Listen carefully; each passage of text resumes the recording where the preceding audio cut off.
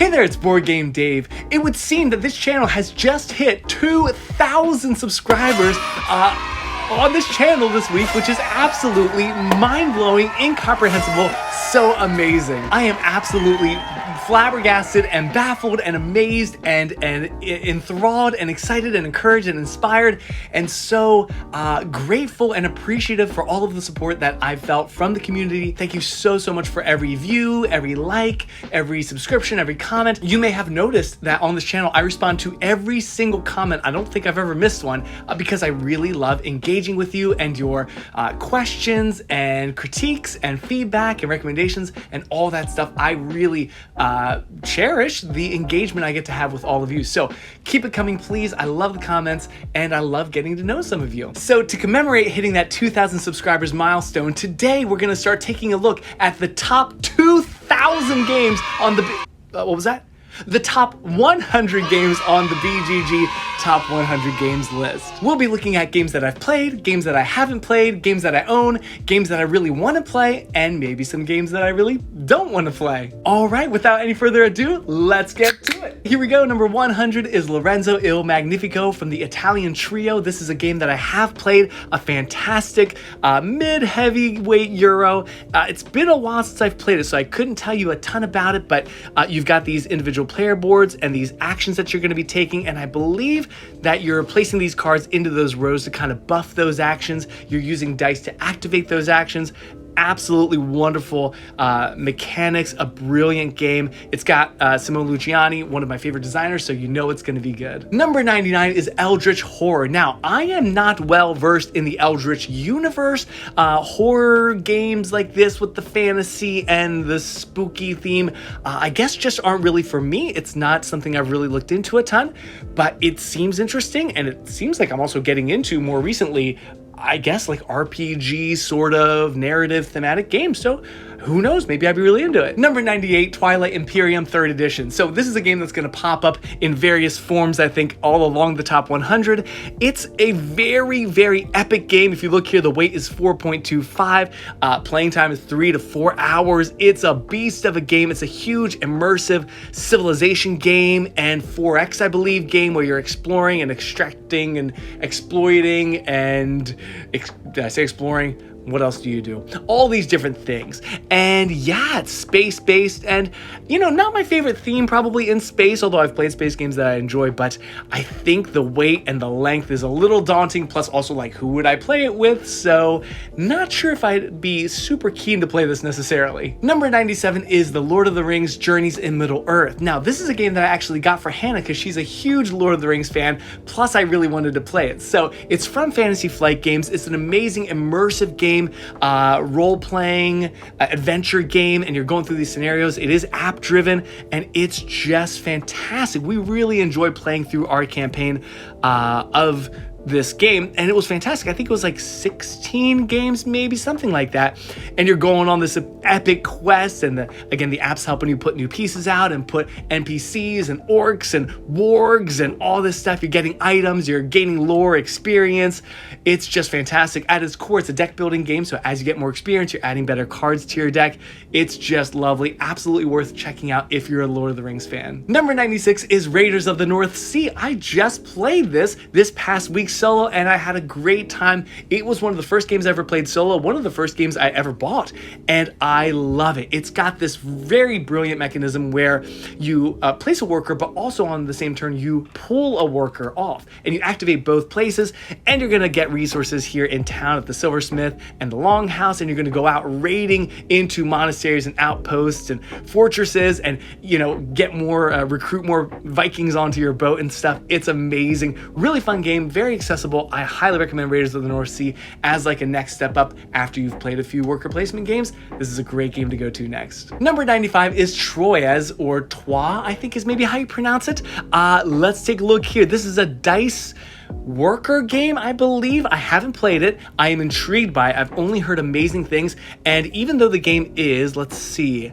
12 years old, I hear it all the time come up, and it seems absolutely brilliant. Definitely a game I'd love to try. I mean, this is like my bread and butter right here. Dice, cards, you know, Euro theme. I love it. I would absolutely love to play Trois. Number 94 is Dominion Intrigue. Now, this is a game that I have played, but I don't own this specific version of Dominion, but it's got new cards. It's got more, I think, player interaction, maybe in like negative ways. I'm not positive. It's been a long time, but you know I love Dominion. One of my first games I ever played, and it's a classic for me. I really enjoy playing Dominion still with many of the expansions that are out there. Number 93 is Beyond the Sun. This is a game that I have played once with my friend Brent, and I really enjoyed it more than I thought I was going to. So this game at its core is like a tech tree. It's like Tech Tree, the board game, right? And it's been called that before. You upgrade your way through these different tech level advances, level 1, level 2, level 3. But beyond that, there's also this area control thing going on here where you travel different star systems and kind of assert influence in those areas. And yeah, and then there's stuff going on your board. I've only played it once, so I don't remember all the specifics, but it was really great. It was really streamlined, intuitive, you know, not super heavy, and I really liked it. It was so much more than like just upgrading your abilities. I really enjoyed it. Fantastic game. Number 92 is Mombasa. This is an older game by Alexander Pfister, well, 7 years old, but yeah, one that I haven't played, and Pfister is one of my absolute favorite designers. So I'd really like to play this game. The theme, I think, is a little problematic, and I think maybe they're trying to do a re-implementation of this game in the near future. But yeah, you're in Africa and you're setting up, you know, colonial influences and things. Again, theme is probably not great, but yeah, I'm sure the gameplay mechanics are absolutely brilliant. And I think there it is. Yes, Sky Mines. Let's take a quick detour here. 2022 Sky Mines. So same game, different theme that I probably will be more into. Number 91 is Battlestar Galactica, the board game. And the only thing I really know about Battlestar Galactica is from The Office. Bears beats Battlestar Galactica. So what are we doing here? We are space people with a fleet, and we go out and do stuff.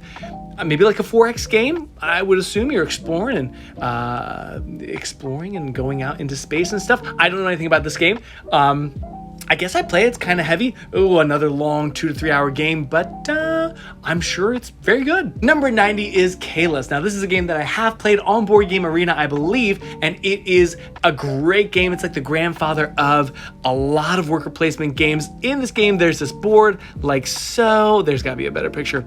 Yeah, okay, here you go. So you're putting out your workers on these spaces to get wood and cloth and stone and things like that. And then the cool thing is that players also get to put their own action placement spots out along this path, but then there's this provost, and it only lets you activate action spots to a certain spot. So it can be brutal and vicious, and if you don't know what you're doing, you are going to get absolutely obliterated by more experienced players. It is extremely unforgiving, but yeah, it's since been re-implemented by Kalis 1303, which I have in my collection, and I love this game. I don't play it a ton, but it is just great. So Kalis, awesome, really good game. Number 89 is Great Western Trail, one of my favorite games of all time. This is the second edition, and I have this edition because it has the solo mode officially. It is so brilliant and amazing and elegant and thematic, and I love Great Western Trail.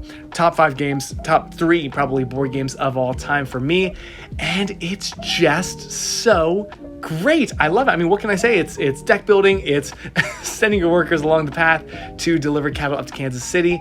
It's great. This is like the best a Euro game gets for sure. I love Great Western Trail. Number 88 is Keyflower. This is a game that I really want to try. Haven't had a chance to yet. I think it's coming to Board Game Arena, or it's on Board Game Arena maybe. Came out in 2012, so a bit of an older game. But in this game, you're putting out these tiles and sending out workers and kicking each other's workers off, I believe. I've watched review videos, and I wouldn't say I know how to play, but I know the general gist of it.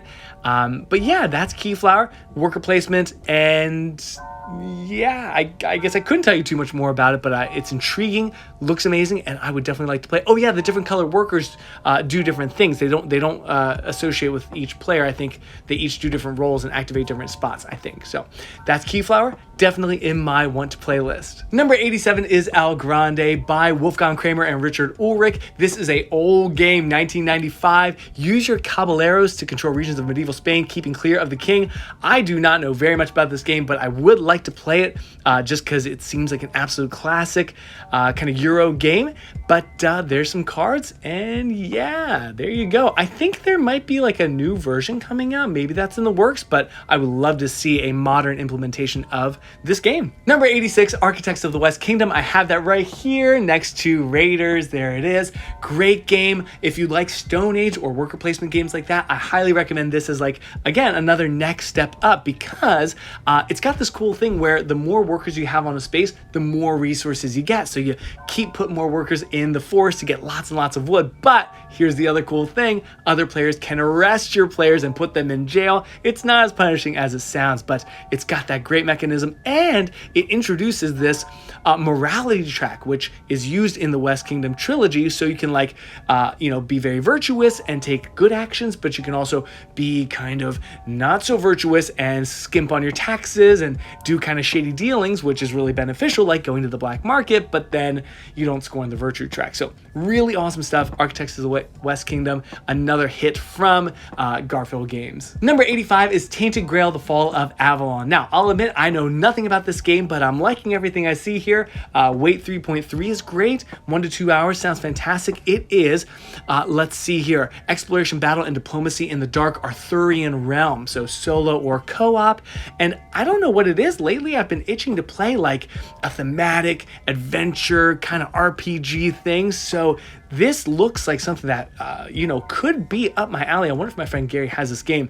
Wonderful miniatures. Oh my goodness gracious. So not my usual cup of tea, but could be something I'm into. I'm going to add it to my want to play right now. Actually, number 84 is Sleeping Gods by Ryan Lockett, which I just got to play this week with my friends Gary and Connor. I had a good time with it.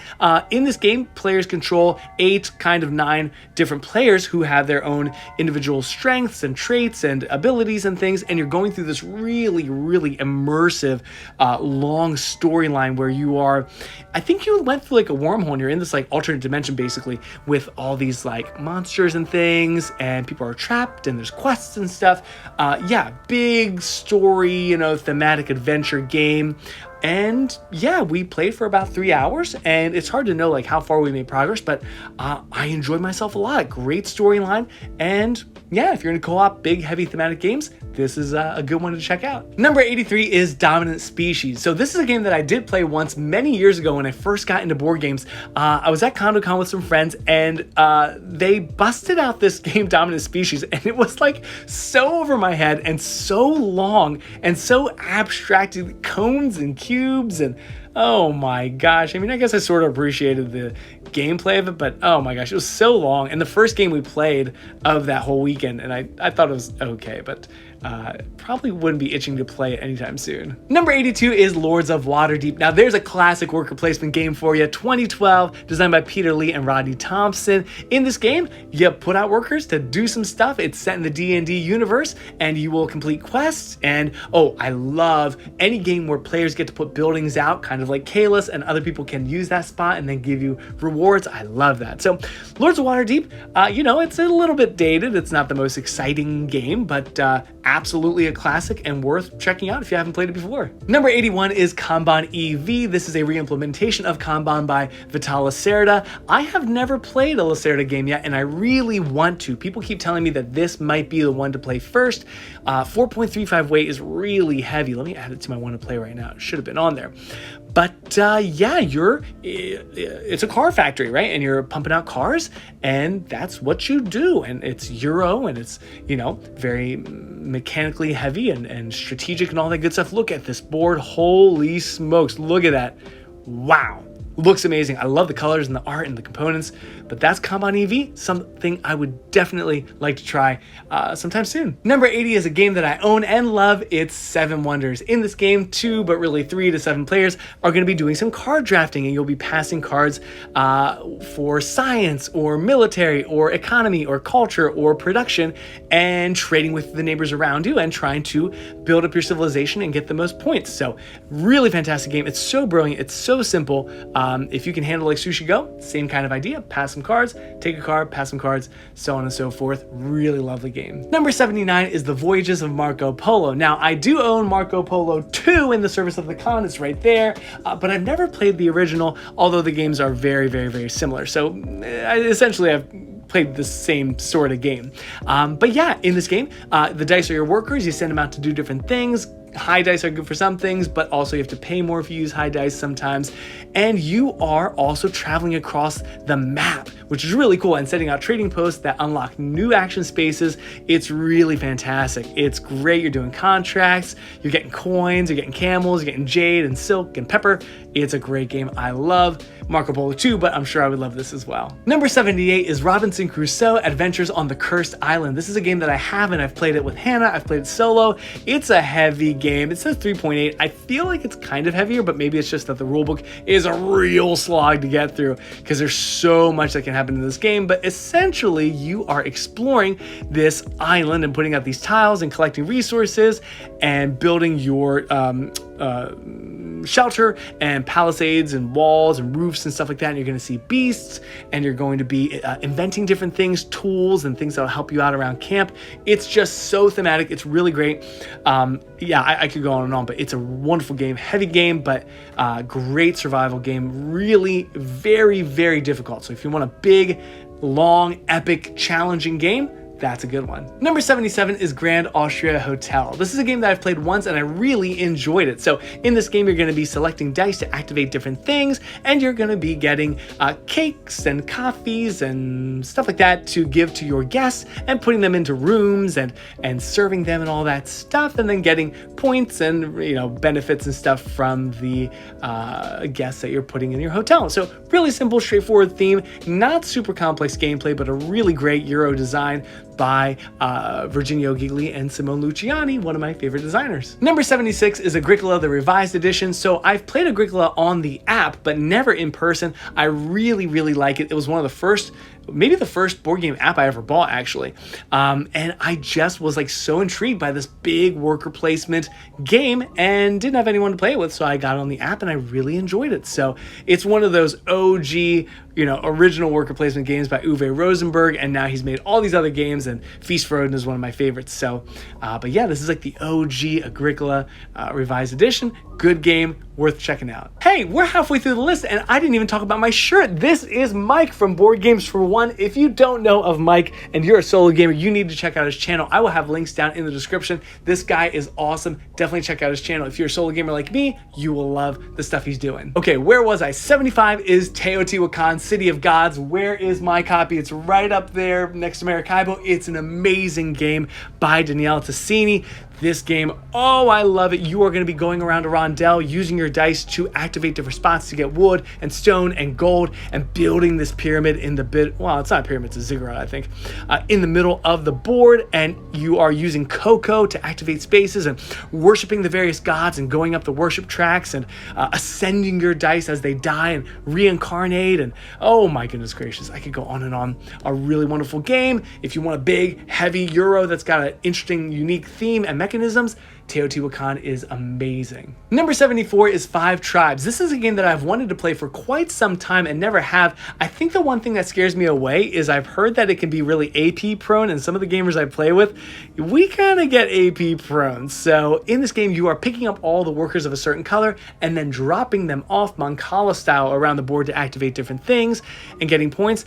I read through the rulebook at one point, but it's been a while. So I almost bought it too, by the way. It seems so intriguing, and I'm sure I would love this game. But again, if you look at a board like this and you're allowed to pick up all workers of one color from a tile, there's like probably, I don't know, like 2,000 options, and then how you drop them all off.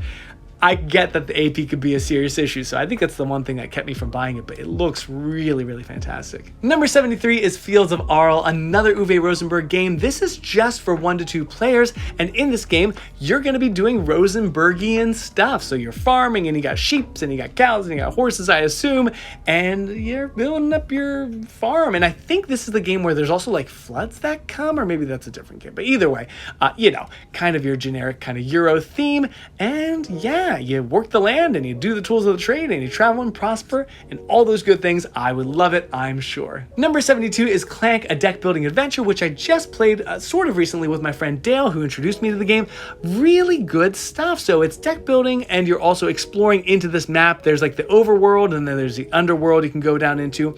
And you're trying to find these relics and gain points, and you're using items to do that and defeating these monsters as you go.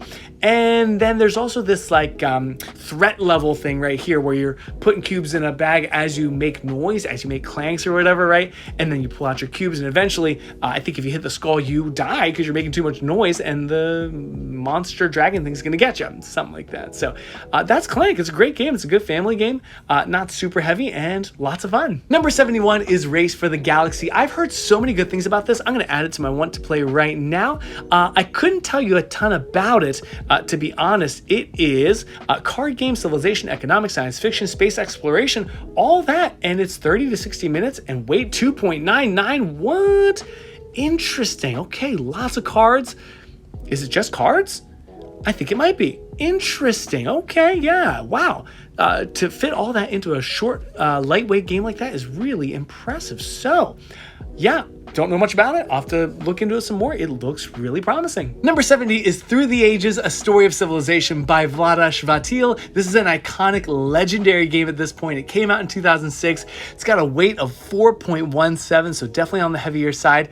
And it is a civilization type game. So you are building up your civilization and developing your technologies and accessing new sorts of skills and things. I don't know a ton about it, but it's all basically centered around these cards, which are achievements and things you can unlock, I believe. Again, don't know too much about it, but it seems interesting. I do like the Civilization games by Sid Meier, so maybe it's sort of the kind of game I would enjoy. Number 69 is Eon's End. This is a cooperative deck building game, and it's got this fantasy sort of monster theme here.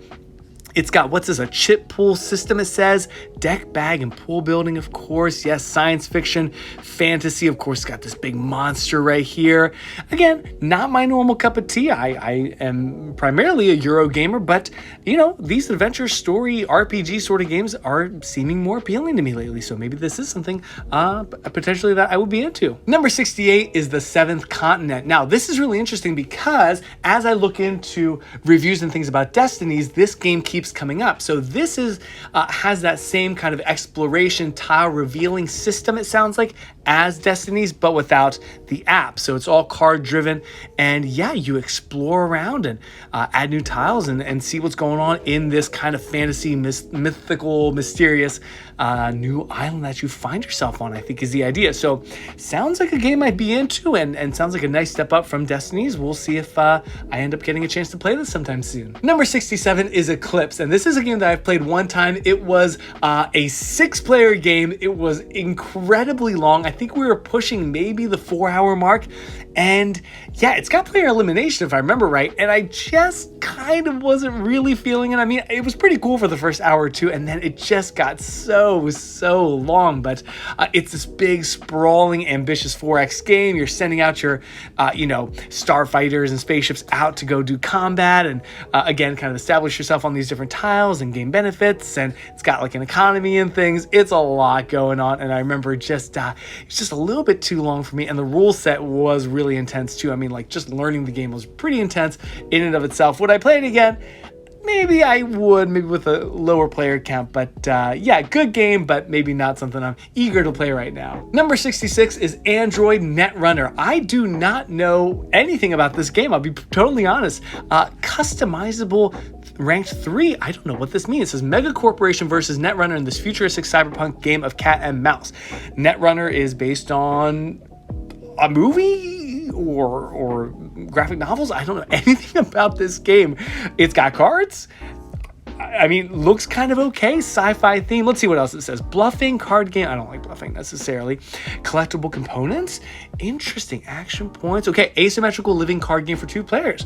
I see living card game. Okay. So yeah, again, not my usual cup of tea. Looks okay. Obviously, people seem to like it. It's ranked 66. So there you go. Number 65 is Azul. Now, this is an amazing abstract game, perfect for families. Let's take a look here. It's ranked 9th for family games, ranked number 2 for abstract It's a brilliant game by Michael Kiesling. I have all of the Azul games, and this is the original. In this game, you draft tiles from the factory tiles here and put them on your own display, and your whole goal is to just fill up this display as best as you can and get adjacencies with tiles and score points with rows and columns and getting 5 of the same type. It's so simple, it's so brilliant. I've really enjoyed teaching Azul, introducing it to friends and family, and it's a great game. No wonder it's in the top 100, obviously, on BGG. Number 64 is Paladins of the West Kingdom, again in the West Kingdom trilogy. I don't own this one, but I've played it a few times. This game is very, very good. Don't get me wrong, I really like this game, but it can be really hard to pull off something that feels efficient, and like it's hard to feel like you're playing intelligently, at least in my case. There is this synergy that is unavoidable, inescapable here, where the black powers and the black meeples kind of help with the blue ones, and the blue ones help with the red ones, and the red ones help with the black one. And if you don't get the synergy going, the whole game falls apart. Here's the other big thing. You need to have your attribute levels, like for whatever blue is and red is, like honor and strength or whatever, at these certain thresholds to do certain actions. And like it's hard to get up the blue one without going up the red one, and then you can't go up the red one without the black one. It's this big mess of interconnected, like tangled web of weeds and thorns and stuff. Boy, it hurts my brain. Of all the West Kingdom games, it seems like the one that like is the heaviest, at least just in gameplay wise, but I like it. Haven't played it for a while, but I would play it again probably any day. Number 63 is The Gallerist, again a game by Vital Lacerda with art by Ian O'Toole, one of my favorite artists. I'm sure I would love this game, but that 4.27 weight, whew, gosh, that's daunting. Again, I have yet to play a Lacerda game, but I would really, really love to start diving into these very heavy games. Look at this. You've got some art, of course. It's all based on, classical high art or whatever. And there you go. We're putting out meeples to take actions. I mean, kind of standard Euro Lacerda type game. Eagle Griffin Games, does that really nice component quality and stuff. So I'm sure this is brilliant. I think my friend Gary probably has it. I would love to give this a try. Looks absolutely gorgeous. Number 62 is Pandemic Legacy Season 0. Now, we're going to see a lot of Pandemic on this top 100 list. I have not played any of the Legacy games of Pandemic, although I have played the base game, and these Legacy re-implementations have been getting just so much praise and adoration. People love this whole Pandemic game mechanism, but with this legacy component where the game, it develops as you go through each scenario in this big campaign, and the board is permanently changed. And yeah, I don't know too much about it. Of course, you don't want to spoil anything either, but that is Pandemic Legacy, a game I probably would enjoy. Not something I'm dying to play right now, but it seems solid, and I think I would like it a lot. Number 61 is The Quacks of Quedlinburg, designed by Wolfgang Warsch. This is a fantastic game that I've played a few times. It's a push your luck game and a bag builder. So in this game, essentially you start out with a bag full of not so good ingredients, kind of lame ones, but over the course of the game, you're going to be adding to your bag pumpkins and crow's skulls and toadstools and mandrakes and moths and things like that. That'll kind of push you further along this potion track, which gives you more currency to buy better ingredients and more points, right? But the catch is there's also these cherry bombs, and if you pull a certain number of cherry bombs, your whole thing explodes and you basically make no progress that round. So you're pushing your luck. Oh, do I draw another one? It's a pumpkin, good. Oh, I draw another one, and it's a cherry bomb, you bust. It's great. Absolutely an awesome family game. It's ranked 8th best family game.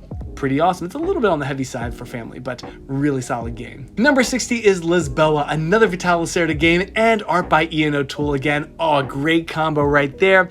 This game, I believe, is about rebuilding Lisbon, Portugal after the earthquake here in 1755. And yeah, I think you are tasked with rebuilding this city, and I assume putting these cubes out to take actions and rebuilding kind of the city square here. I don't know much about this game. Again, have yet to play Lacerda, but it looks absolutely brilliant. Look at the art. I love the art style and the colors, the meeples, another Eagle Griffin game, so really great component quality. I love the look of it, and it looks amazing. Weight 4.58, holy smokes, but I'm sure it's worth the investment in learning how to play this game. Number 59 is Cascadia, and I'm surprised to see that this is the #1 abstract game on BoardGameGeek. Incredible. This is a really simple game. Weight is 1.86. It's a family weight game, and all you're gonna do is you're gonna have these tiles, and they're gonna be matched with a like ecosystem tile type and an animal, right? And all you do is pick one of each and add them to your growing ecosystem. So you're gonna want to put like woods adjacent to more woods and ice next to the ice, and put your foxes, I think, away from other foxes, but the bears want to be in pairs, the eagles want to be solitary, and the salmon want to be in like a connected adjacent line through your ecosystem. So they each have their own little scoring criteria. It's really simple. It's very satisfying. Even if you don't win, it's fun to just kind of put everything together and see how it fits. I love Cascadia. I don't own it, but it's a really great game.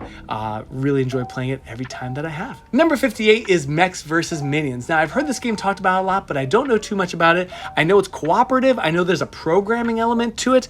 Let's take a look at some of these components. We've got these, whoa, interesting miniatures there, rule books. I think it's like a campaign game, maybe. You've got some decks of cards, and then there you go, kind of programming your mechs, I assume, to go out on the board and move around and defeat minions, maybe something like that. Seems like a great game, a game type I've never really messed with. I don't know many programming games that I've ever played, so this seems curious and unique, and I'm going to add to my want to play right now. There you go. Number 57 is Kingdom Death Monster. Now, I know this is a huge box that's kind of gritty and dark and maybe gory. I know this because my friend Gary has it on his shelf, and I'm always like, what is that enormous box up there? It's Kingdom Death Monster. It's fully cooperative. It says a tabletop hobby experience. Very nice. What is this? A 530 lantern year campaign. I don't know what this means, and I can't load the page. There it goes. Interesting. So lots of components here. Oh my gosh, are these miniatures? What are these teeny tiny things? I can't even see them in the middle of the board. Interesting. I probably don't want to spoil anything either, but that looks interesting. Oh, huge winged creature there in the middle of the board. I don't know much about this, but it seems like one of those kind of RPG role-playing dungeon crawler type games. Interesting. Yes. Weight 4.26, another very complex game, looks intriguing. Number 56 is Star Wars Imperial Assault. Now, this is another game that's totally outside my wheelhouse of knowledge and expertise, but it re-implements Descent, Journeys in the Dark, which I've heard really good things about. I think it's app-driven. Let's take a look here. So, obviously, Star Wars IP. It puts you in the midst of the Galactic Civil War. It's a campaign game. Is it cooperative? I'm not sure. It's a strategy board game of tactical combat and missions for 2 to 5 players. Yes, with lots of miniatures. I'm not sure if it's cooperative or competitive, but oh my goodness, look at that big. Is that an AT? I'm not sure what that one is with the 2 legs, but that is very cool. My gosh, I love the art and the components. That's awesome. Great paint job right there. That's fantastic. Number 55 is Crokinole. I've played Crokinole. Do you see how this is kind of different than all the games we've mentioned already? You flick discs. This is not a board game. We're moving on. Number 54 is Le Havre by Uwe Rosenberg. I love Uwe Rosenberg. Haven't played Le Havre. I think this might be on Board Game Arena. I just haven't taken the time to learn. It's weighted 3.73, so kind of a big rule book. I haven't quite doved into this one yet, but Le Havre is the harbor, I believe, and you're trading goods and doing all kinds of economic things, and I wouldn't be surprised if there were sheep and cows and pigs in this game, although I don't think there are. But oh my gosh, what on earth is this? The pictures that you get on BGG, you never know what you're going to see. So, but there you go. You know, standard Uwe Rosenberg game from way back in 2008. One I would definitely enjoy playing anytime. Number 53 is Clans of Caledonia by Juma Al-Juju. I love this game. I bought this game pretty early in my board gaming career, and I'm so glad that I did, because I think it took me to that next level of like economic, big, strategic, heavy Euros, and I love this game. I don't play with too many people. My friends Josh and Aaron and I play this once in a while, but it's so good. You're setting up your industries out in the middle of the board, and there's all this like, you know, very strategic area control, and you're trying to get to these ideal spots, and putting your miners in the mountains and woodcutters in the forest, and putting out cheese and whiskey and wheat and cows, and it's fantastic. There's goals at the end of each round, and you're fulfilling contracts, There's ports that you can use their abilities. I could go on and on and on. Just looking at this makes me want to get it out and play it solo right now. It's such a good game, Clans of Caledonia. Look into it if you are a fan of... Oh, and of course, guys, it has the variable resource market. That's one of my favorite things in board games. This real, living, responsive market that actually responds to players' actions. I love Clans of Caledonia. Where is it? I don't know where it is, but I own it, and it's so amazing. Number 52 is a classic game from 2004 called Power Grid. Now, I know almost nothing about this game except that it came up constantly in this book, Building Blocks of Tabletop Game Design, which is a fantastic book, and they talked about this ad nauseum. So I know it's a brilliant game. In it, you are establishing a power grid, I suppose, and putting out these generic houses, and you've got a map of what seems to be the United States and connecting a route to deliver power, I guess, and there's money involved, which is great. I love a good economic game, and I will assume that it's fantastic. I'm sure that it is. So from everything I hear, it seems like a brilliant game, and I'm sure I would like it very much. I just need someone to teach it to me. And finally, the last game we'll talk about today is number 51, Tzolk'in, the Mayan Calendar. This is a fantastic classic tea game from Simone Luciani and Daniela Tassini.